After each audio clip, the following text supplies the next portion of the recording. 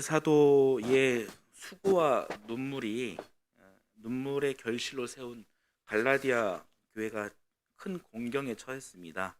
그 이유는 바른 복음이 아닌 다른 복음 때문에 그랬습니다. 자, 6절을 함께 다시 보겠습니다. 6절 같이 읽어보겠습니다. 여러분을 그리스도의 은혜 안으로 불러주신 분에게서 여러분이 그렇게도 빨리 떠나 다른 복음으로 넘어가는 데는 나는 놀라지 않을 수 없습니다. 예, 갈라디아 사람들은 바울 사도를 통해 이제 복음을 전해 듣고 그리고 이제 기독교인이 되었어요. 그런데 여전히 율법주의 때를 못 벗은 기독교로 개종한 율법주의 교사들, 율법주의 지도자들, 이 그룹들은 바울 사도의 정통성에 계속 딴지를 걸면서 시비를 걸면서 동시에 다른 복음을 전하고 있었습니다. 이 바람에 갈라디아 사람들이 어떤 복음을 믿어야 하는지 헷갈리는 거예요. 누구 말을 들어야 하는지 혼란을 지금 겪고 있는 것입니다. 겪은 것을 넘어서 심지어는 다른 복음으로 이미 넘어가는 일들이 막 벌어지고 있었습니다. 여기에서 다른 복음이란 복음의 여러 종류들 중에 하나를 말하는 것이 아니에요. 다른 복음이라는 것은 있을 수 없다라는 차원에서 다른 복음입니다. 복음이란 여러분 이 복음 저 복음 뭐 있는 게 아니라 오직 예수 그리스도의 죽음과 부활 신앙밖에는 없는 것입니다. 이 이야기 지난주에 나눈 말씀이었습니다. 오늘 말씀은 바울 사도가 다른 복음은 없다라고 재차 강조하면서 자신이 예수님을 믿기 전에 어떻게 살았는지, 어떤 과정을 통해 자기가 사도가 되었는지를 그렇게 알리는 내용이 담겨져 있습니다. 앞으로 오늘부터 보게 될 1장 11절에서 2장 10절까지 말씀이 바울 자신의 이야기들입니다. 갈라디아서가 총 6장까지 있는데 2장 10절까지 자신의 그런 과거에 대한 이야기를 하면 그 이야기가 꽤 긴 이야기죠. 전체 분량의 한 5분의 1 정도가 자기 이야기로 채워져 있습니다. 바울이 자신의 과거와 자신이 사도된 과정에 대해 이렇게 많은 내용으로 채우는 데는 다 이유가 있었겠죠? 예, 그렇습니다. 이 내용이 바울에게 굉장히 중요한 그런 부분이었어요. 자신의 그런 휘황찬란했던 그런 과거를 뽐내기 위하거나 사도직의 우월함을 드러내기 위해서가 아니에요. 자신의 과거의 이야기를 통해서 갈라디아 교회의 신앙을 해치는 그리고 자신을 대적하고 있는 율법주의가 이것이 다른 복음인데 어떻게 틀렸는지 살아있는 증거를 통해 드러낼 수 있는 좋은 기회이기 때문에 그런 것이었습니다. 빌립보서 3장 8절 말씀을 같이 한번 보겠습니다. 그뿐만 아니라 내 주 예수 그리스도를 아는 지식이 가장 고귀하므로 나는 그 밖의 모든 것을 해로 여깁니다. 나는 그리스도 때문에 모든 것을 잃었고 그 모든 것을 오물로 여깁니다. 나는 그리스도를 얻고 바울이 예수님을 믿고 회심한 했던 대표적인 말씀이 방금 읽은 빌립보서 3장 8절이에요. 예수 그리스도 외에 나는 모든 것을 오물로 여긴다. 배설물로 여긴다.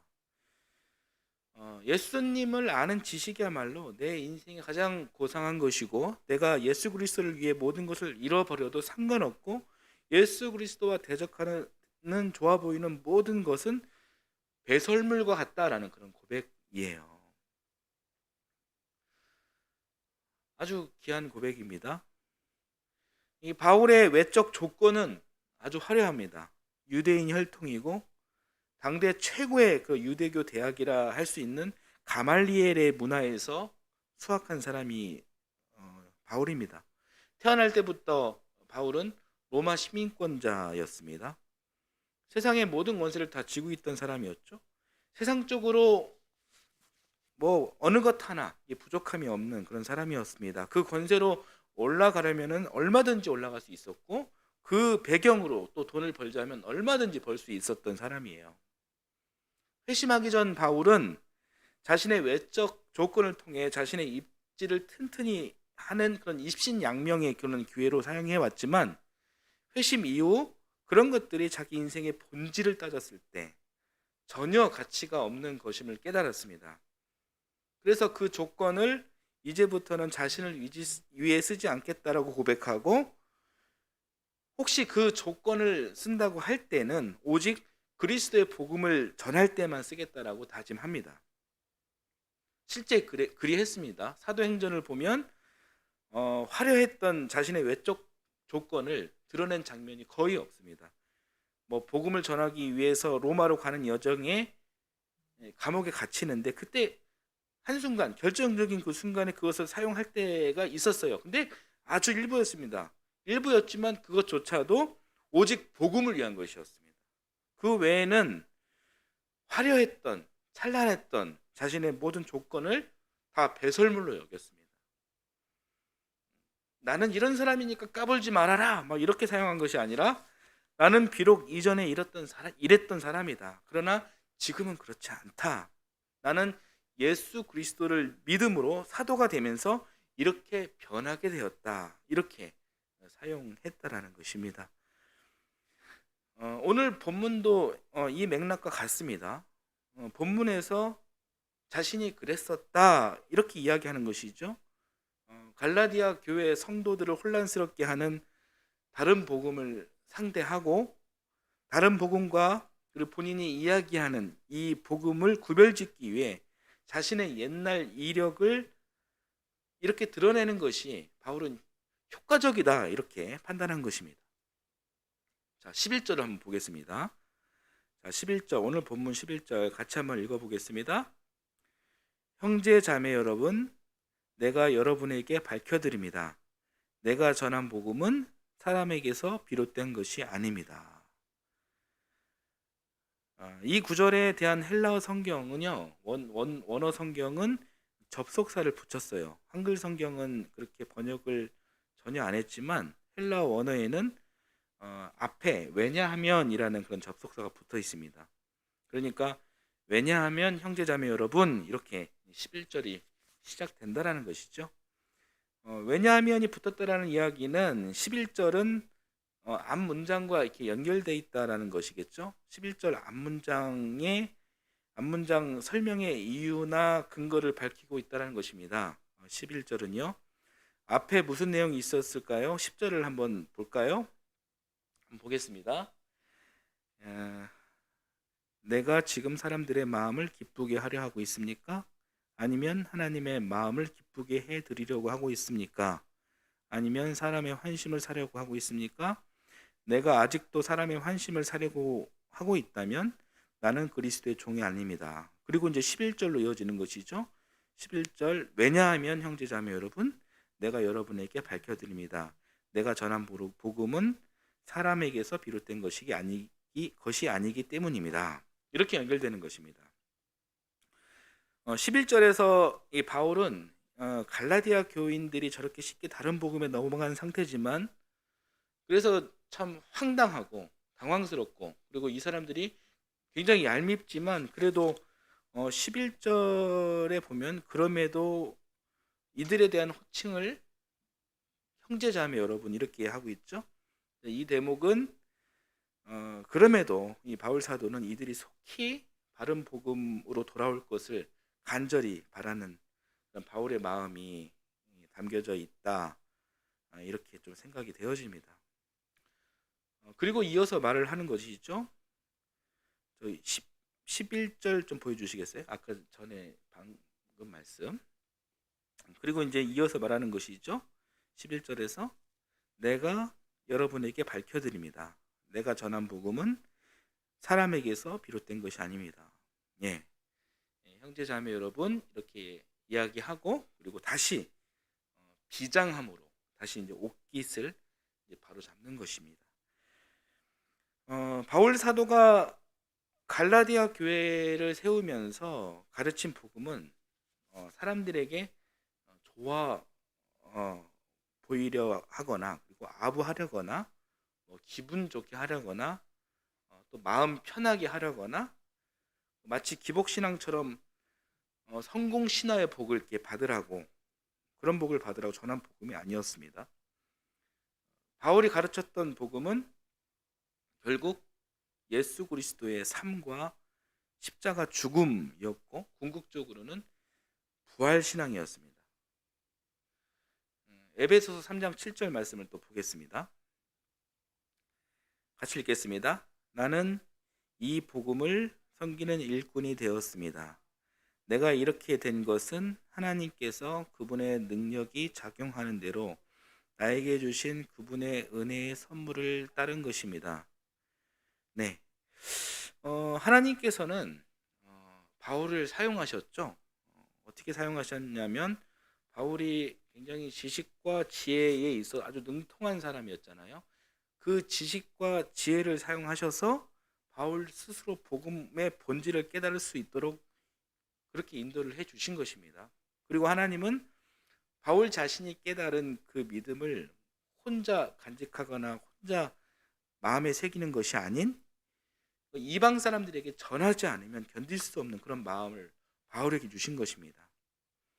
바울은 그 하나님의 그 간절한 그 마음을 자기 마음에 품고, 가슴에 품고, 자기 가슴에 담고, 그것을 가지고 갈라디아 성도들에게 복음을 그렇게 가르쳐 왔던 것입니다. 자, 그리고 이제 이어서 12절, 오늘 본문 12절을 이어서 볼 텐데 잠깐 설명할 것이 있습니다. 그 다음 말씀 한번 보여주시겠어요?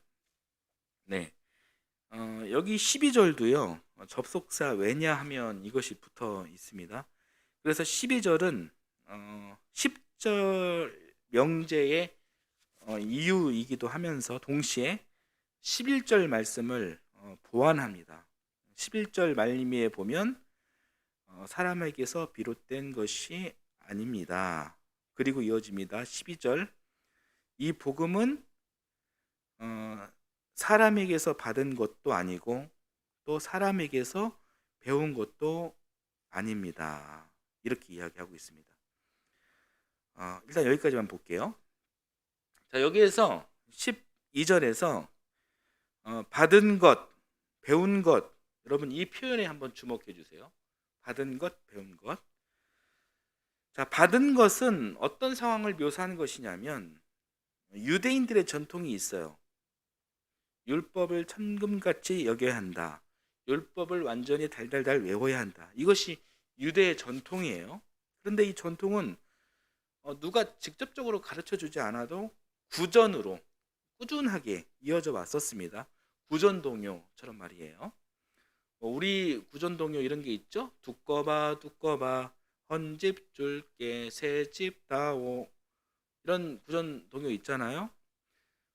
이거 우리가 누구한테 배웠고 또 우리가 우리 자식들한테 가르쳤고 그런 건 아니잖아요. 그런 건 아닌데 알아요. 작자가 누구인지는 모르지만 그냥 우리 부모님 세대, 그 다음에 우리 세대, 그냥 우리 아이들 세대, 이 동요는 그냥 구전으로 입에서 입으로 전해진 그냥 전통이잖아요. 그런 것처럼 유대 전통 안에서 달달달 외울 수 있도록 유대인들에게 율법은 이 구전 동요처럼 그렇게 이어져 왔다라는 것입니다. 이런 상황을 오늘 성경 바울 사도는 묘사한 거예요. 받았다 이렇게 묘사한 것이고, 또 배웠다 이 표현도 나오잖아요. 이것은 이제 유대교 지도자인 랍비들에게 이제 배운 것이겠죠. 따라서 받았다, 배웠다라는 것은 결국 어디에서 온 것입니까? 하나님으로부터 온 것입니까? 아니죠.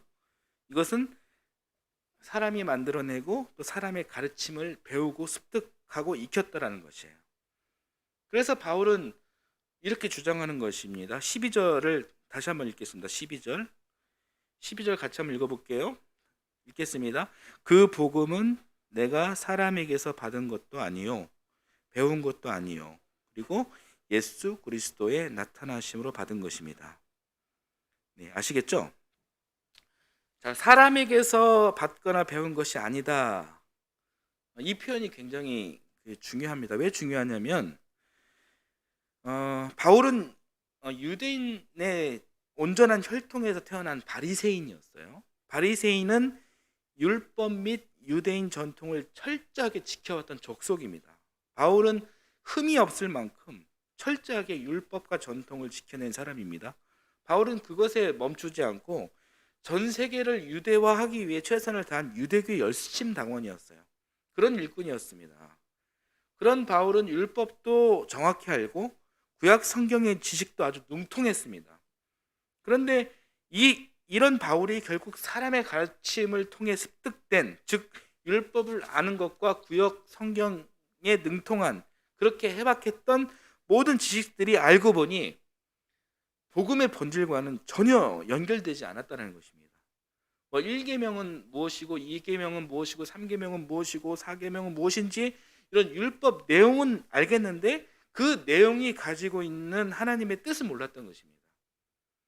구약 성경은 알겠는데 구약 성경이 말하는 본질은 전혀 모르고 있었다는 것을 이 12절을 통해서 고백하는 거예요.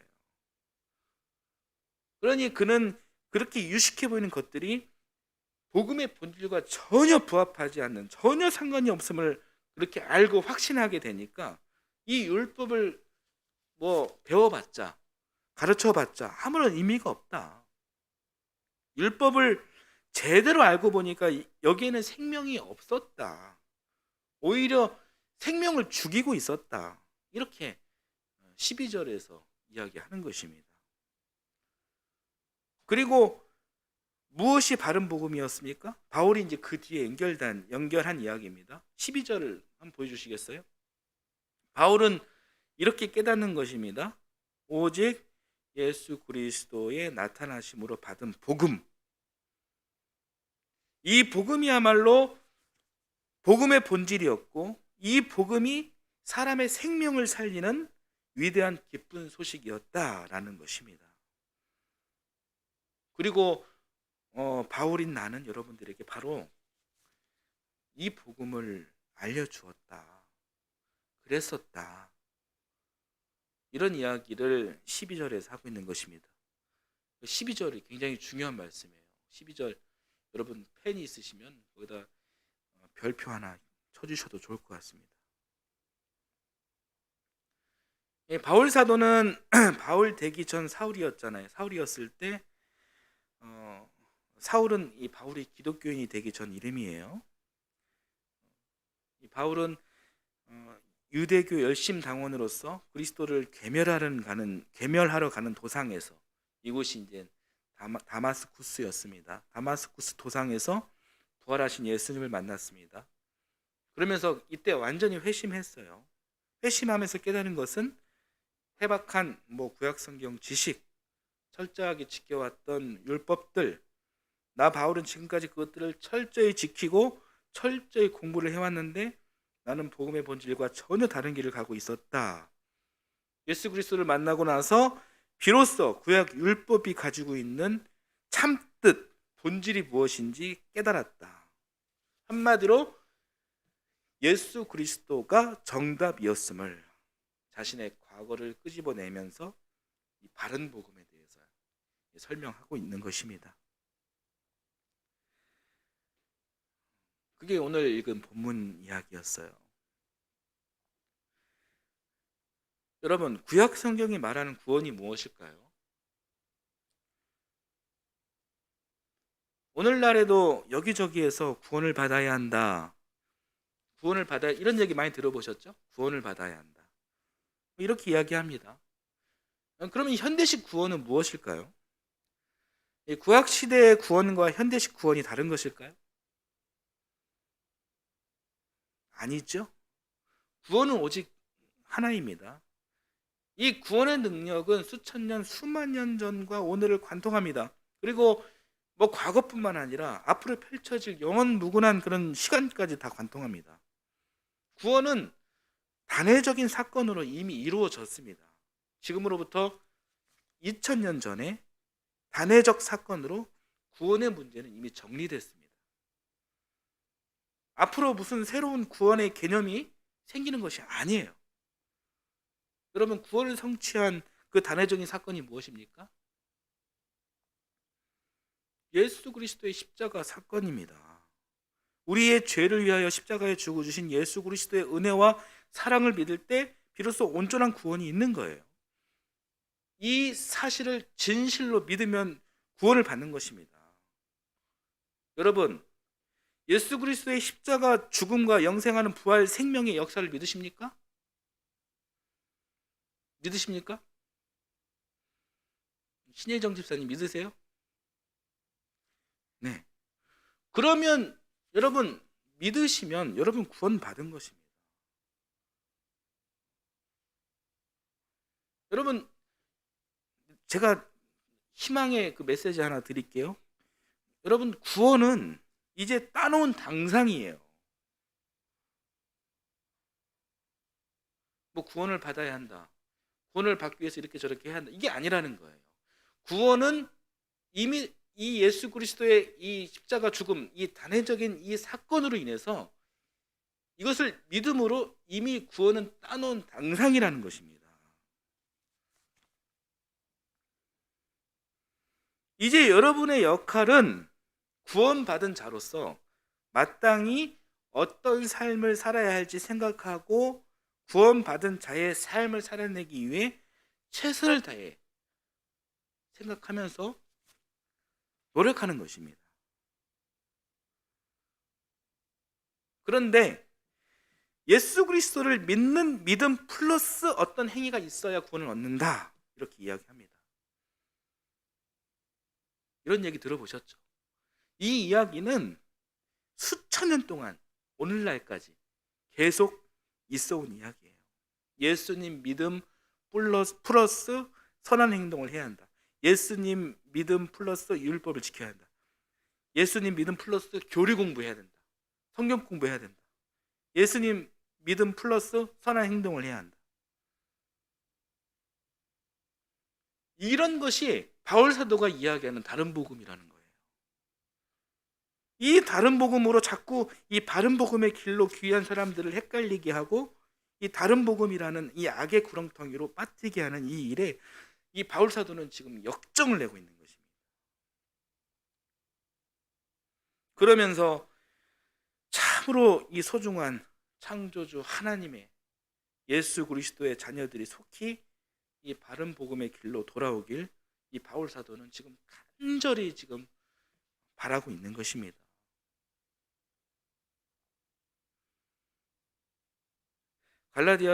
갈라디아서에서 이야기하는 바울 사도의 마음을 여러분 이해하시겠습니까? 13절, 14절을 같이 또 읽어보겠습니다. 같이 읽겠습니다. 내가 전에 유대교에 있을 적에 한 행위가 어떠하였는가를 여러분이 이미 들은 줄 압니다. 나는 하나님의 교회를 몹시 박해하였고 또 아주 없애버리려고 하였습니다. 나는 내 동족 가운데서 나와 같이 나이가 같은 또래의 많은 사람보다 유대교 신앙에 앞서 있었으며 내 조상들의 전통을 지키는 일에도 훨씬 더 열성이었습니다. 네, 방금 읽은 13절, 14절은요, 바울이 뭐 이야기 하고 싶겠습니까? 별로 말하고 싶지 않은 그런 일들, 옛날 일들이에요. 율법에 사로잡혀 살던 옛날 일들인데 뭐 아마 이 일들에 대해서 굉장히 부끄러운 과거로 생각했을 것입니다. 그런데 지금 과감히 이 일들을 끄집어내고 있습니다. 왜 그랬냐면 갈라디아 교회 안에 침투한 이 기독교로 개종한 율법주의 지도자들, 이 사람들이 갈라디아 교인들에게 다른 복음을 가르치면서 바울을 계속 까는 거죠. 사도로서의 권위를 깎아내리기 위해 집요하게 공격하고 있었던 중이었거든요. 바울 옛날 모습이 이랬다. 이 사람이 교회를 박했던 사람이다. 이 사람의 말을 들어야 하겠냐. 이런 사람이 어떻게 사도가 될 수 있냐. 바울에게 속지 말아라. 바울의 사도직은 이건 하나님이 주신 게 아니라 사람에게서 나온 거다. 사입이다. 믿지 말라. 이 바울의 옛날 이력들을 들춰내면서 그렇게 모략하고 음해하고 있었던 것이죠. 이런 공격을 받고 있던 바울은 좀 위축될 수 있잖아요. 그런데 뭐 이것을 뭐 기교한 뭐 꾀로 그렇게 돌려서 말하지 않고 전공법으로 대처한 것입니다. 그래, 내가 실제로 그렇게 살았다. 나는 그런 사람이었다. 이게 13절, 14절 이야기예요. 이러한 전공법으로 대응한 이 바울은 나름대로 걱정하면서 또 기대한 바가 있었을 것입니다. 그것은 첫 번째로 오직 율법을 금과 옥조로 여기며 틈만 나면 정죄하고 비방하고 핍박하는 유대교의 이런 반생명적 성향, 반아가페적 성향을 고발하는 것이었습니다. 이런 율법주의는 절대 사랑의 종교인 기독교와 어울릴 수 없음을 그렇게 알리면서 이 갈라디아 교인들을 혼란스럽게 했던 율법주의 기독교의 거짓과 모순을 고발하고 싶었을 것입니다. 그리고 두 번째는 앞장서서 하나님의 교회를 핍박하고 기독교인들을 잡아 죽였던 나 바울이 이렇게 변화되지 않았냐. 내가 이렇게 변화가 되었다. 여러분, 사람이 쉽게 변합니까? 뭐 유대교인이 기독교인이 되었다는 이야기는 이건 완전히 변한 거예요. 180도 이렇게 변한 거예요. 이것은 신의 은총이 아니면 불가능한 일입니다. 나 바울이 유대교뿐만 아니라 이방인들에게 이렇게 기독교 복음을 전하는 자가 되지 않았습니까? 이런 사실을 사람들에게 보여주고 싶었을 것입니다. 그러면서 예수 그리스도 십자가와 부활만이, 이 복음만이 오직 참 진리임을 호소하면서 성령님의 역사하심이 있었기 때문에 나 같은 악랄한 자도 이렇게 바뀌게 된 것이 아니냐 하는 역설적인 그런 외침이 바울의 이 전공법 안에 있었을 것이다 라고 생각을 합니다. 결국 이 같은 바울의 전공법이 율법주의의 악함과 어리석음을 더 잘 드러낼 수 있었으리라 그렇게 보여집니다. 자, 오늘 말씀 성경에 대한 이야기는 여기까지 하겠습니다. 한 가지 이런 생각을 우리가 좀 나눠봤으면 좋겠습니다.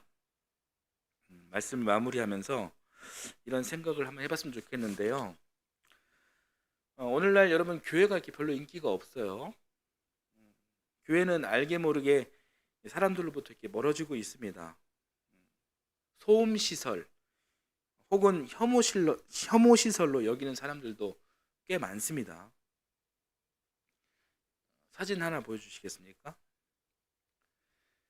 최근 그 뉴스앤조이라는 인터넷 신문에서 한국교회 신뢰도에 대한 설문조사를 했습니다. 질문이 한국교회를 얼마나 신뢰하는가였어요. 매우 신뢰는 6.7%, 약간 신뢰는 25.1%, 별로 신뢰하지 않는다는 31.5%, 전혀 신뢰하지 않는다는 32.4%였습니다. 신뢰 쪽에 있는 사람들이 31.8%, 불신 쪽에 가까이 있는 사람이 63.9%입니다. 신뢰 쪽이 그래도 32%인데 무슨 교회를 뭐 혐오시설 뭐 이렇게 여기는 사람들이 많냐, 이렇게 항변하는 사람들도 분명히 있을 수 있어요.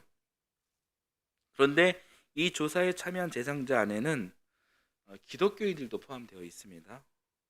우리나라 기독교인들이 계속 줄고 있지만 그래도 전체 인구 중 기독교인 비율이 보수적으로 잡아도 한 25% 정도 되지는 않을까요? 그리고 기독교인은 아니지만 기독교에 대해서 반감이 없는 분들도 계시거든요. 그런 분들이 한 5% 정도 이렇게 있다고 봤을 때, 그러니까 교회 신뢰도에 대해 무조건 교회는 신뢰한다 이렇게 동의하는 분들이 무조건 30%는 된다는 것입니다. 그러니까 이 조사에서 교회에 대해 여전히 신뢰한다는 답변 32%가 가능한 거죠.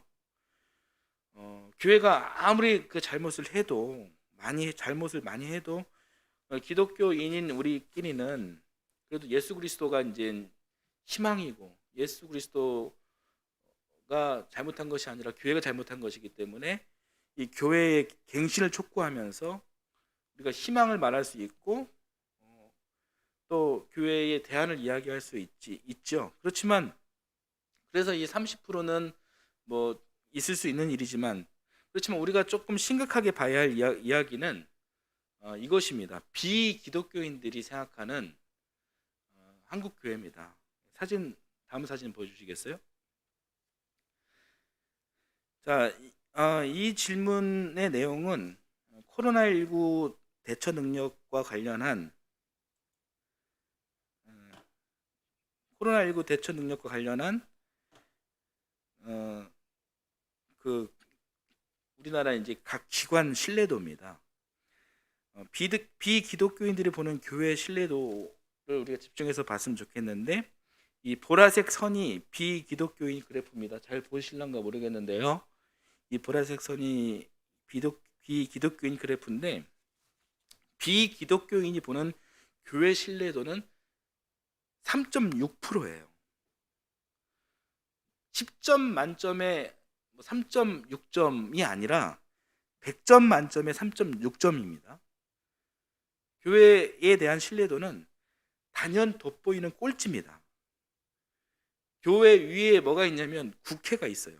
국회가 우리보다 3배는 높습니다. 뭐 국회보다 우리가 신뢰도가 더 낮다니 참 이거 자존심 상하지 않습니까? 부끄럽지만 이것이 지금 한국교회를 향한 우리 이웃들의 시선입니다. 세 번째 사진 부탁드릴게요. 자, 이 그래프는 2017년에 CTS에서 조사한 내용입니다. 한국교회가 가장 먼저 해결해야 할 과제가 무엇이냐? 자, 1등은 교회가 세속화와 물질주의에서 벗어나야 하고, 2등은 목회자 자질 문제를 해결해야 하고, 3등은 2등과 거의 비슷합니다. 교회가 양적 팽창에만 몰두한다. 여기에서 벗어나야 된다는 그런 내용이에요. 교회는 이런 이야기들에 귀를 기울여야 합니다.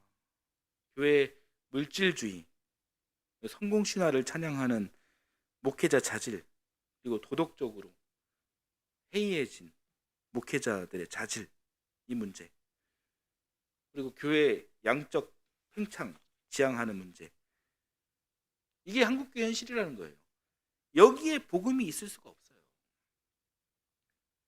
복음의 본질이라는 것은 내 것을 포기하고 나의 자랑을 오물로 여기고 나의 기득권을 포기하고 내 시선은 하늘에서 땅으로, 이 낮은 곳으로 임하신 예수 그리스도를 바라보며 그 안에서 은혜와 평화를 누리는 것입니다. 이것이 복음이에요. 그런데 이 창조주 하나님을 자기들 머릿속에 가둬놓고 성공 신화를 찬양하고 일확천금의 꿈을 꾸게 하고 있는 우리 한국교회의 모습이 오늘 본문에서 목숨 걸고 싸우고 있는 바울이 이 다른 복음, 율법주의와 무엇이 얼마나 다를까, 이런 생각을 설교를 준비를 하면서 자꾸 하게 되었습니다.